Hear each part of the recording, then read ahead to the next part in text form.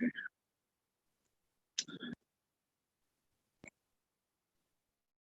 Okay, sorry about that. We are live again, and we are continuing where we left off about the shear of. Where is it going here?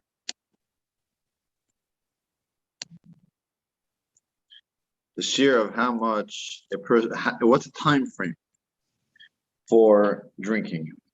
So there is Halacha 6 tells us that there are actually two opinions whether drinking has a interesting shear. The shear of drinking a revi'is, you know how long it is? That it takes to drink a revi'is, which means even if you took one break in the middle, already seemingly won't count because you're obviously drinking the revi'is in more time than it takes to drink a revi'is. If you drink it really quickly, more than faster than an average person, and you have extra few seconds, then it could be combined. But the second opinion says no. Drinking is the same as eating, and also you would have to drink it within the time it takes to eat, which is whatever the same 3 or 4 minutes. So obviously, with drinking, they give you extra time, and that's the halacha. So the halacha is that drinking has the same shear, the same measure, this time frame as eating, the same 3 or 4 minutes. So if you have a little sip of some Diet Dr. Brown cream soda, think about it like this, and you drink less than a revi'is, you drink 1 ounce, and then a minute later you drink another ounce, a minute later you drink another ounce, that's fine. Because you drink a revi'is within the 3 or 4 minutes.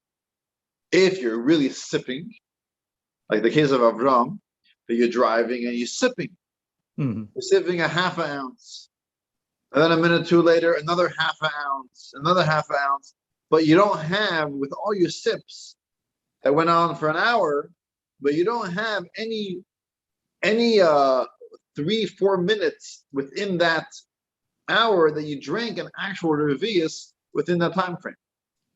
Then you do not you are not obligated, you're not allowed to make an after blessing on the water. Because you have not, even though I drank a full bottle, I drank 10 revi'is, but not one revi'is was drunk within the 3 or 4 minutes. Now, what if right off the bat you drink a revi'is within 4 minutes, and then you keep on sipping? Well, it doesn't matter. That's fine. As long as you had a revi'is, it could be right at the beginning of your sipping or your drinking. It could be right at the end.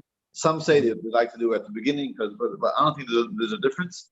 As long as be towards the end, right? I have just about a few 3 ounces left. Let me just drink the whole thing, so I know for sure I'm obligated in the after blessing. Yeah. So if you're just sipping it, you have to be careful. For example, it says over here about if you're drinking a hot coffee or a hot tea. Mm-hmm. Okay. So what happens? You're drinking you're drinking a hot coffee, and I'm taking sips. Thank you. I already have this that's my my prop. So you're taking a sip of your coffee, a sip of your tea, and each sip is less than 3 ounces, and it takes you a couple of minutes to drink. More than 3-4 minutes. Take you 10 minutes to drink your coffee, or 20 minutes to drink your coffee.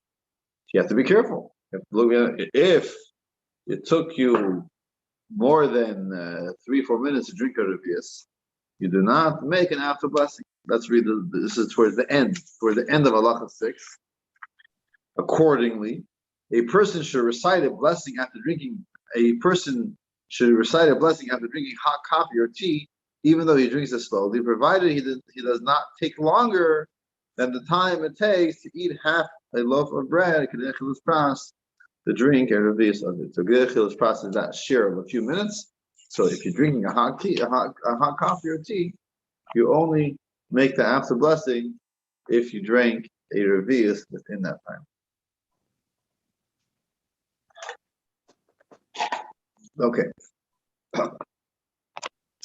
Halacha 7 tells us another very important halacha.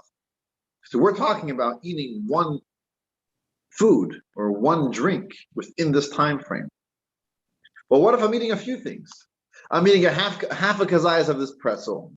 I'm eating a half a kazayas of a half a piece of cake. I'm eating a raisin. I'm having some drinks, right? So could different foods combine? Different foods with the same bracha? What about different foods with different brachas? What about different foods with different after blessings? Could they be combined? And the answer is yes to most of these questions. All foods combine to the shear of a kazayas.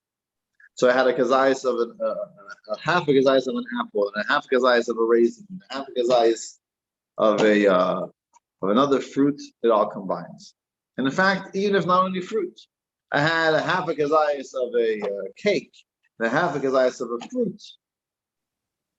It also combines. Which after blessing do you make? Right? So for Mizaynis, I make alamichya.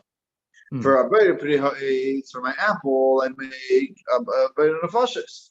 I had a half a kazayas of this and half a kazayas for that. Which after blessings I make? So you do shekel as well? Or even shahako, right? I had a half a kazayas of a piece of fish. I had a one piece of herring. One from Zonas is where I get. And then I had half a kazayas of crackers. So which after blessings I make? The answer is you always do the lesser one. The lesser one, exactly opposite. So if I had a cracker and a piece of fish, I make a bird in the fashis. Okay. However, beverages and food, those do not combine. You need a revius of beverages and you need a kazayis of food. Let's read this inside in Halacha 7. All foods are combined with each other to reach the measure of an olive-sized portion. In such an instance, the blessing recited over after eating is the one appropriate for the food, the lesser status. For example, if one ate half an olive-sized portion of one of the 7 species of produce, which I saw was praised, and half an olive-sized portion of food for which the blessing of Birchas is this, the shorter one is recited, he should recite the blessing by nefashah is after partaking of that. Similarly, if one ate half an olive portion size portion of bread, and half an olive sized portion of one of the 7 species of produce in which I saw was praised, one should recite the one blessing that is like encapsulate 3 after blessing. Right. So even this applies even for bread. I washed, and I ate a half a kazayas of bread. But together with that, they also had a half a kazayas of other foods. So now I don't make the long benching. I didn't say I didn't have a kazayas. I make the blessing from the lesser food. All beverages are combined with each other to reach the measure of a revius. In contrast, foods and beverages are not combined with each other, neither to reach the measure of an olive-sized portion nor that of a revius. Doesn't work for the food to be considered a kazayas. It doesn't work for the beverages to be considered a revius. Beverages and solids do not combine in this regard to be considered to reach the share. But what about the 5 species? In other words, that holds a higher status coming from Eretz Yisrael. Did you still take the lesser of the brokot? No. So if I had one of the 5 species, half a kazayas of a grape, and a half a kazayas of another food that's a bird of this, I always do the lesser status. If I had bread, which is even a higher status, so you do the longer benching, right?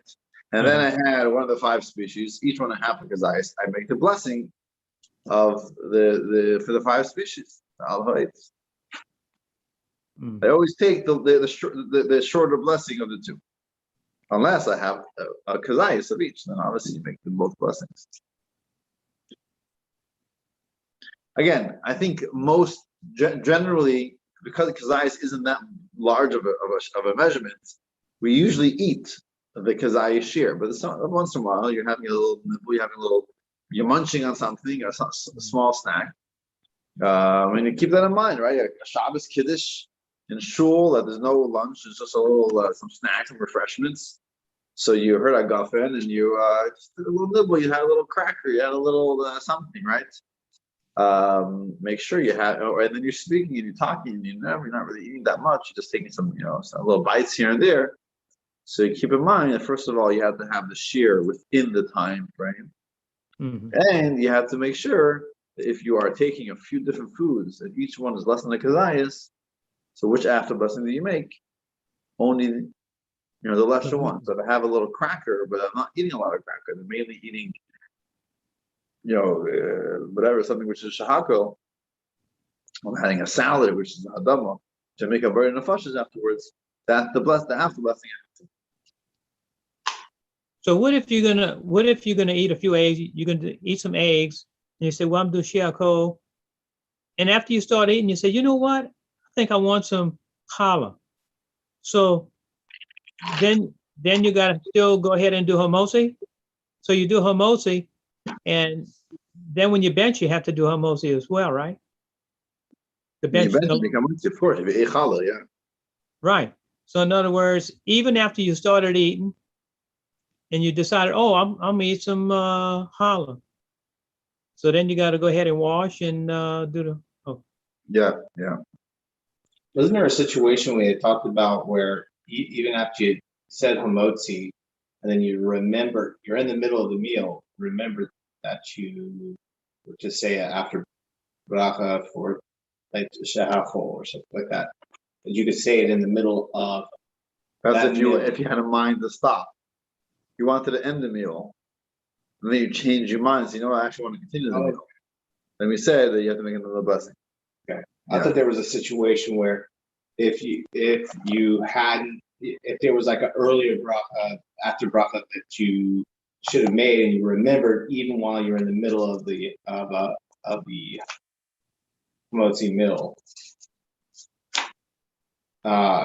you could still say that after bracha in the middle of that meal, or like something that you said shehakol for earlier, but we did have a discussion about eating food before the meal, if that is considered part of the meal or is it separate.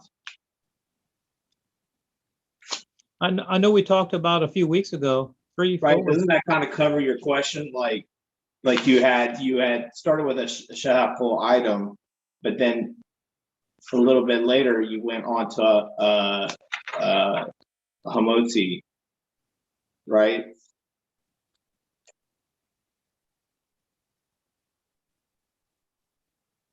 So generally it says that if you're eating like sweets or fruits before the meal, to open your digestive tract, meaning you're doing it in order to prepare yourself for the meal. It's like an appetizer, basically. Then you don't have to make a separate after bless. You can just go wash and have. But if you're not having in mind that this should be as an appetizer for your meal, like if you actually, let's say you're having some eggs, you didn't even have a mind to wash. And then you know what, I actually want to have some bread now. Then you have to make a separate after bless. You should make it before that you wash. If you forgot, you make it after you wash. However, once you bench, then b'diavad, you don't have to make a separate after blessing after you bench. But that in that case, you'll have to make a burden of nefashos before you go wash. Or if you forgot, you got to make it after you go wash before you bench. Okay. Halacha 9 is an interesting halacha. Halacha 9 talks about an exception to the rule, where sometimes even if you eat less than the measurement of a kazayis, they have to make an after blessing. And that is what we call a beria. A beria means a complete entity, a complete fruit. And in halacha, a beria is always considered something chashuv, something special, something important. And in not only in regards to blessing, but also in regards to, let's say, in regards to bittul, right? Bittul, which means nullified. If something non-kosher falls into kosher, right? What happens? 1/60th. A 60th. You ever heard of 60th? The concept? Or the majority. Majority, or right? If it's dry, a 60th, right? So what happens? You have a little milk falls into some of your meat, or you have non-kosher meat falls into kosher meat. You look at it and say, listen, it's all mixed in. We can't separate it. Does it give a taste? Oh, we say 60th. There's a 60th. If there are 60 times the non-kosher and the kosher, it becomes bottle. However, if the non-kosher food is a barrier, it's something complete, Like a whole ant. like a whole ant or a whole bug, a whole fly, right? A complete non-kosher insect, for example, then it's not bottle, even the 60, even 1,000. So the barrier is something important to me. So what do we do with that in that case? You get a good grinder. It's not complete. After the fact. Like if you found it after, right? Of course, after the fact. Yeah, And yeah. if it's like too expensive to throw out, I'm saying obviously best thing is just throw it out. My point is, if it's like, I see it's a big, you're talking about a big production, it's thousands of dollars or hundreds of dollars, whatever. There's no time to make a new dish. Either way, my point is that the idea of a barrier comes up many times. So here as well, if someone eats a barrier, for example, what's a barrier? A grape, a full grape. It means A a whole whole grape. entity. A whole grape, very often, unless you like really, really big grapes, grapes are less than a kazayas, right? Each grape is less than a kazayas. But it can be easily eaten, a complete grape. How about an olive? How about what are those called? Those small little oranges. Kumquat. Kumquat. How about maybe some nuts, right? So you're eating it complete. It's not broken up. It's not shell. It's not, and it's less than a kazayas. So there you might have to make a separate. You have to make an after blessing, even if this is the only. Again, if you eat more than one grape, then either way you have to make an after blessing because you ate more than a kazayas. We're talking about you only ate this, at least within the time frame. You only ate less than a kazayas, but it was a barrier. It was complete. Like a Then blueberry. A blueberry, you want blueberry. Or any berry, yeah. Yeah. Less than kazayas, exactly. Just a quick story with Rabbi Nemes that before he was born, his birthday is like, I think, Like April 1st, huh? I'm saying in the Hebrew, before Pesach. In the Hebrew, it's like Yud Nisan or Yud Tes Nisan. Or maybe it's Yud Beis Nisan, or just around that time, before Pesach. And his father used to travel a lot. His father used to do his business with stamps, travel to Central America, or whatever. He had a place he would travel for weeks at a time. And basically, he had a trip before Pesach. His wife is expecting Rabbi Nemes. Rabbi Nemes is the youngest of three, so she had two young children at home. She was expecting, and before Pesach, obviously the busiest time for a Jewish mother. And either he was asking the Rebbe about a trip that he was going to make, or I think actually he came back home early because his wife was new, so he came back like a little early. And when the Rebbe saw him, the Rebbe said, "Why are you here? You're supposed to be on your trip." So he said, "Yeah, my wife would do it any day for Pesach." The Rebbe says, "Your wife is a barrier." That's the expression he used. Your wife is a barrier. She could handle it on her own. And he actually left. He went back on this trip, and he wasn't there when the baby was born. Either way, I think a barrier means important, something like someone like who can handle it. It became an expression, obviously, but someone like a complete important person. And that's the story. The point is, let's learn halacha test inside. Some authorities raise a question, presenting the hypothesis that any entity that is a barrier an entity that is intact in the form that it was created. For example, one grape or even one kernel of kitnius possibly warrants having a blessing recited after one partakes in it, of it. Therefore, it is appropriate to be careful not to partake of less than an other-sized portion of a burial. So he doesn't follow, clearly this opinion. He says that because there is this opinion, therefore, don't eat a burger that doesn't make his eyes.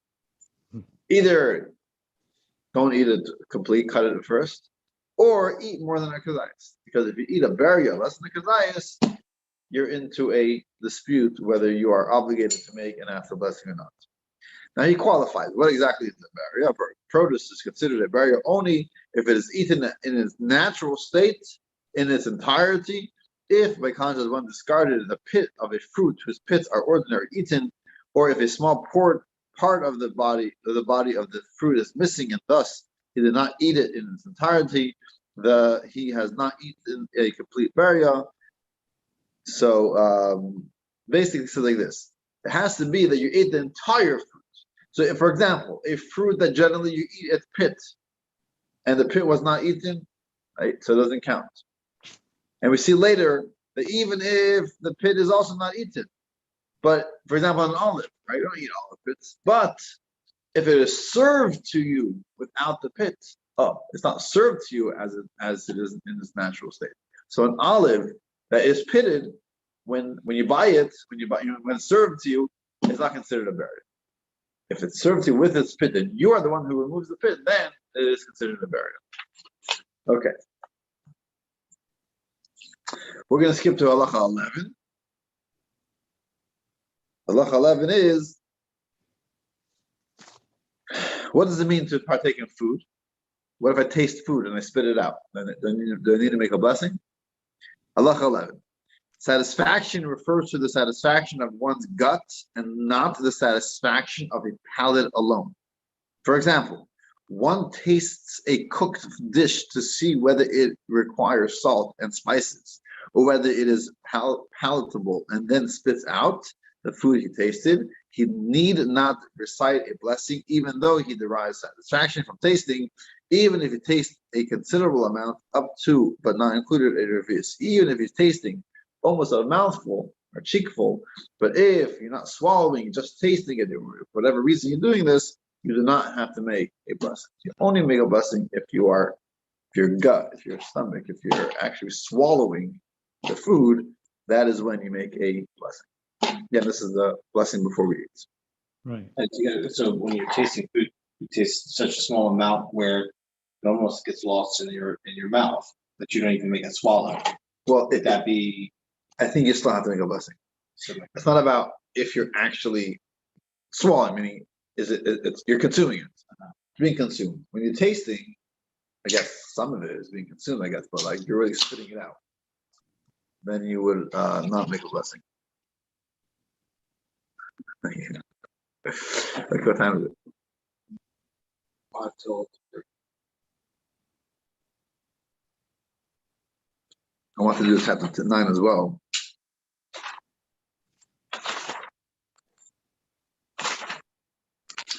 Well, I'm going to do 9, but I'm actually not going to read it so much inside, because it's pretty much like almost like one long continuation. And Halacha, chapter 9 deals with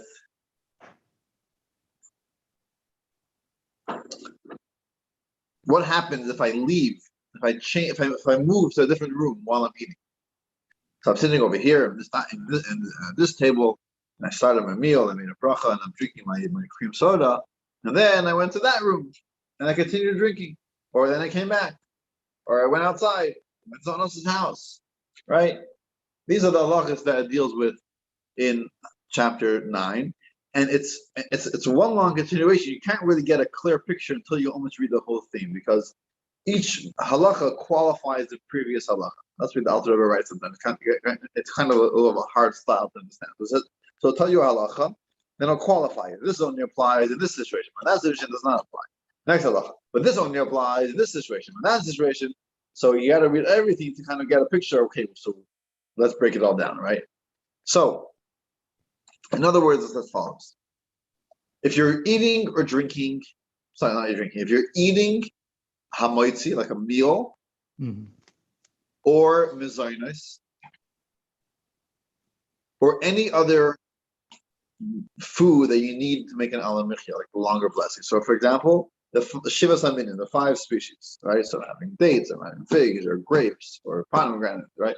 Or grain, the 5 grains, or I'm actually washing and having a meal. These meals are more of a set meal. So when I'm sitting down to eat, it's like very much, focused. This is the meal. And therefore, interestingly, the halacha is that even if I move to a different place, my mind is still connected to the original place. And therefore, when I come back, I could continue eating without saying another blessing.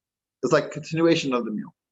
Now, lechatchila, meaning from the get-go, the best way to do it, the optimal way of doing it is that when I wash for the meal, when I make hamotzi for the meal, I should have in mind that I might leave in the middle of the meal. Or sometimes I can even have in mind that I'm going to continue the meal somewhere else, and that's totally fine. I'm starting in my house, and then I'm going to go to Avram's house and have some food over there, and then I'm not going to bench, I'm going to continue the meal at David's house, and I go to Yishai's house. That's fine if I'm having that in mind. That's the best way to do it, actually. The best way to do it is to have a mind to continue. And this happens often, right? Let's say I'm having a farbrengen. So we're starting the farbrengen over here, but we're continuing the farbrengen in someone else's house. Or it's sukkahs, and I'm going to start David's sukkah. We're going to have a beautiful meal, but I'm having in mind that after the meal, I'm going to go to Avram, and he's also going to serve mezainis or serve bread or whatever. So I'm just not going to bench. I'm just going to continue the meal in Avram's sukkah. That's fine. If you have that in mind, that's fine. If you did not have that in mind, then lechatchila you should bench and then leave and then go to someone else's house. First you should bench and then you should go. If you did not bench and you went to someone else's house, so if it's a meal like hamaitzi and things like that, you should make sure to come back to your original place and bench over there. Eat some. I'm sorry. Yeah. Come back to your original place and eat over there. Just for clarification, would this also cover that situation if you had in mind that just simply that this covers everything I eat up until I bench? Meaning no matter where you are, that's like it's all encompassing. Yeah, that's fine. Yeah, just to have that simply in mind. Yeah. Okay.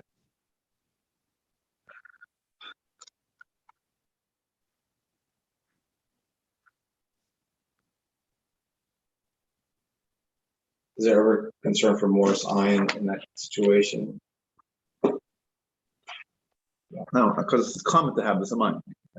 Now, if I did not bench before I left and I went to someone else's house and there's challah, there's bread over there, I could continue eating there and then bench over there. But if there's no bread over there, then I have to come back to my original place. If I can't, it's too far or whatever, then I could bench over there. But you're supposed to come back unless you could continue having your meal in the other person's house. Okay? That is regards to bread and mezonos or these fruits. In regards to other snacks that we make a bar nefashos, an apple, a fruit, fish, eggs, things that are shahako, drink, right? There it's a lot more strict. There it's not so simple. And this is really a big part of this chapter. It's really the second half of the chapter, deals with these types of situations. And also, lechatchila, you should not leave. Stay in your same place. If you are leaving, and even within the house itself, going to a different room, things like that. If you're able to see the same place, I'm here and I went to my backyard, but I can see through the window. I can see the place where I used to bench. That's fine. But if I'm going to a place where I can't see, then it can be problematic. You gotta Then, go back to the room? then I have to make another bracha. Oh, I have to make another bracha if I want to continue eating in that place. And I have to make another bracha when I come back to my original place. If I could see it, that's fine. But if not, then there's a problem. Now, again, we got to qualify this, okay? We've got to qualify this with a few things. First of all, this also, if we're talking about the same house, it only applies if I did not have in mind. When I drink my club soda, I had in mind I'm going to stay at the table over there. I'm not walking around the house. And then I say, you know what? I'm going to sit on the couch and continue drinking. Oh, I didn't have that in mind. If I can't see it, I have to make a new bracha when I get there. Or if I go there, I didn't think I'm going there, and then I come back, I got to make another bracha when I continue drinking. Should you while on the way to the sofa say the end after bracha for that? You say that after bracha, yeah. Yeah. Now, this, but however, if I did have a mind, I know, yeah, I'm coming out. I might sit here, I might sit there. Yeah, I'm walking around. It's my own house. I'm walking around all the time, right? Then I don't have to make a new bracha if I'm changing rooms where I can't see. However, even if I had in mind, but I left the house, I went to a different house, then I always have to make a new bracha. Again, we're not talking about mezainis, and we're not talking about hamoitzi. There, because somehow my mind is always on the original place, I don't have, even if I did not have a mind when I washed, I'm still able to go there and continue my meal somewhere else. For the Evid. I mean, the best thing is to bench, but with the Evid, it's fine. so Again, a while ago you were saying, right? Again, Avraham, if I'm eating hamaitzi or mezainis, the best thing is either to have in mind when I wash and when I make hamaitzi that I'm going to continue it somewhere else. That's A. Or if I do not have in mind, before I go, I bench and then I go. That's the best. That's lechatchila. However, b'diavad, I did not have in mind when I washed, and I did not bench before I left. I went to someone else's place. I went to a different room. I went out to someone else's house. If there is bread or mezainis over there, I'm able to continue eating over there without making a new bracha, and I'm even able to bench over there as well. B'diavad could also be understood as after the fact. Also, that is what it means. Well, that's what it sounds like a Purim kind of situation. Bidi Eved means Eved, or it's really Avad with the Ayin, means it happened. It was done. Bidi Eved, if it was done, meaning after the fact. Lechatchila means the get-go, meaning to do this. At the start. At the start, you're going to deliberately do this, right? Lechatchila. So in Halacha, we have a lot of lechatchila b'di Eved. Meaning, what do you do? Do this lechatchila. If you already did something, if you already put yourself in this situation, now it's a bidi Eved. What do you do now, right? So lechatchila, either again with bread or mezainis or the 5 fruits. There, lechatchila, either have in mind when you make the bracha that you're moving into a different place during the meal, or before, if you do not have in mind, before you move, bench and then go to a different place. That's lechatchila. Bidi Eved, which means you did not have in mind when you made the bracha. You did not bench before you left. You already left. You're in your neighbor's house already. You're in someone else's sukkah. You're already down the block. You're ready. You're right. Now what do? If you're going to another place where there's going to be more food, you could continue eating. You could continue eating, and then you can even bench over there, or come back and continue your meal over here without making another bracha. But if there is no food where you're going, then either you can come back and continue your meal without making another bracha, and then you bench over here. But if you want to stay over there, and there's no food, that's very problematic. Then it's a real bidi Eved not to come back. You really can't come back because it's too far, no time. Then you can bench over there, but really you're supposed to come back and bench in this place. So that is in regards to hamaitzi and mezainis. so what if you say I'm going to go ahead and I'm driving, and is it permitted to make a bracha while you're driving? So great question. So driving, your place is the car. Mm-hmm. So even though the car is moving, but you're in the car. Mm-hmm.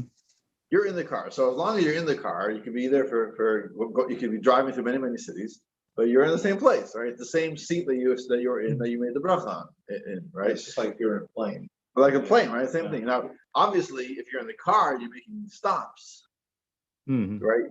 So that's the same thing. By the way, it's a great question, right? So if you made a mezainis or a moitzi, then it's not a problem. Either you can have in mind that you're going to stop and go out and go into the store, or if you do not have a mind, then you're coming back. It's not a problem. If you left and you came back to the original place, right? Right. You came back to the car. And when you say in mind, like That you're going to. like, you Doesn't have to be literally specific. think like No. in your mind, like if you're speaking in your mind, you're saying like, this is my plan of the day. I've already had it in mind. That's good enough. That's fine. good That's enough. fine. Yeah. We're talking about something that, like, let's say you're sitting down for dinner during the week, right? Yeah. And you have no plan of leaving in the middle of dinner, right? You're sitting down, you're eating dinner, and you're going to finish dinner. Then you have no plans to leave in the middle of this meal, right? And it never happened, right?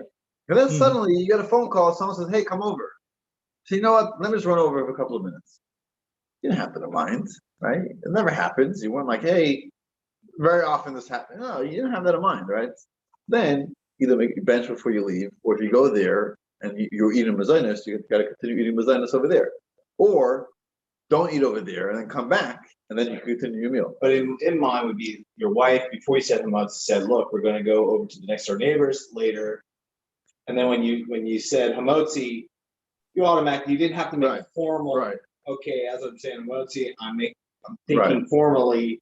Or going to my next. Or if you're eating in your house, and you often will start a meal at your table, and then you'll sit on the couch and then continue, or you might go into your room, you go into your garage, right? So even though you didn't specifically have in mind, I'm going to sit later over in another bedroom, in another room, but because this is like kind of what you do all the time, you always walk around from room to room. So that's like you have that in mind, right? Yeah, it was in your nature. That was in your peripheral. Exactly, it was in your conscious. Yeah. Right. So that is in regards to mezainis and anything. In regards to anything that's a burden of falshes, like shahakal or fruits or vegetables, things like that, there, because it's more fluid, it's not such like a chashuv, special type of eating. So therefore, it's easier to make an interruption, and you have. So over there, it's where it gets a little complicated. So again, if it's not mezainis and it's not hamaitzi. So if you had a mind that you're going to go to another place, if it's in the same house, a different room, that's fine. You could continue eating over there. You could come back and continue eating without making a new bracha. But if it's a different house, then it doesn't work. So if you had a shahaka, a berfio eitz, a berfio dama, if you're leaving your house, no matter if you had a mind or not, you must make an after blessing. And if you didn't, you continue eating in the other place, you have to make a blessing. Or if you come back and you want to continue eating, you also have to make another blessing. Unless and you can't make. It sounds like you're saying you can't make up after bracha if you like. Can you if you're coming back and you're needing to make another blessing, is that past the point? For I guess that's what my question is. In regards to after blessing, I think it's the same thing. Like you've returned and you're in that situation where you say you would need to say another bracha, right? To drink some more of the soda. Because you went to the front yard and you were in an upstairs room, right? You're about to take another drink, but you're going to need to say another bracha. Can you say that after bracha? So the previous one? Yeah. I think you don't. I think you don't. Okay? Because it goes together. It has to go together, right? Now, some quality to qualify this. So again, one qualification we said, be able to see, then that's fine. Mm-hmm. Another thing is, if you're sitting with other people, and you left, but other people remain behind. So I'm sitting here with David, we're both drinking some cream soda, and I say, you know what, I need to go, and I come back, but because you stayed here, even though I did not have in mind I'm going to go somewhere else. I don't Your have. mind was remaining in the. But because exactly company is here, so that keeps me like grounded, right? It keeps me connected to this place. So then, even to a different house, it's still okay if there are some people remaining over here. So that is a little bit about leaving your place in the middle of a meal. And in the beginning of chapter 9, the beginning talks about when we make a blessing, how it's important that when we say Shakal Nyabadavade, I shouldn't get an interruption between that and drinking. And drink right away. We don't speak, and we don't even wait too much time. We try to drink it right away. We don't wait longer than it takes to say Shalom Alecha Rabbi Umaydi. So just a couple of seconds from when you make the blessing until you eat, you should not waste too much time. And by the way, was throwing that saying something between Gasha alcohol and actually drinking, like your child asks you a question and you just said Raka, should you make sure to take a First drink? take a sip. Yeah. First take a sip. Doesn't have to be a revius, but just take a sip, and then you could reply to someone else. You're also supposed to be holding it. First of all, you should know the kavanah. You should know what you're saying, and you should know which blessing you're about to make. Not say Baruch Hashem, what bracha is this, right? You start kind of figuring out. No, before you start the blessing, definitely before you say Hashem's name, you should already know which blessing you're about to say. Have proper intent, proper kavanah, know which blessing. Also, Halacha 4 says you're supposed to hold it in your hand, your right hand specifically. Your left hand. So hold it in your hand when you make the blessing, or you use a fork or something. But the point is, you're holding it. If not, as long as it's in front of you, it's okay. But it's supposed to be in front of you, and ideally, you are supposed to be holding it before you are making the blessing. That's pretty much the chapter 9. It talks about different things when you have in mind that you're to eat a certain amount, and people bring you more food, right? So the blessing applied to the more food as well. Generally, as long as you are somewhat knowledgeable that there will be more food coming, or if in your own house and you often, you make a bracha on this, but then you continue, you go to the pantry, you go to the refrigerator, you eat more. So that covers anything you're going to eat. But if it's like spontaneous, yes, out of the blue, someone brought something, you weren't really expecting it, even if the same bracha, you will have to make another blessing.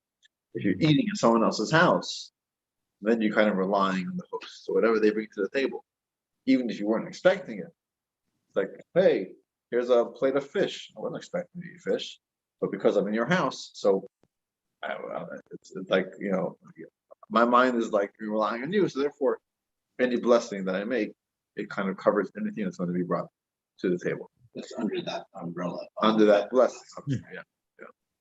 So that is Halacha. That's chapter 9. Yeah. I see. So that covers chapter 8 and chapter 9, pretty much. And then we have, I think, 13 altogether, right? So we have 10 through 13. Let's see if we can do it another, 2 weeks to finish the laws of blessing, and then we'll move on to something else. We'll see if we have time. We need to speak about Elo too, huh? Yeah, speak about Elul, and we have to speak about Rosh Hashanah and Yom Kippur. So let's see if we can do 2 weeks. 2 weeks, we can finish the laws of blessings. Mm-hmm. And then we'll do another week or 2 on the laws of Elul and Tishrei and all that. Mm-hmm. Thank you. Shukra. Okay. Good evening. Good evening. Take care.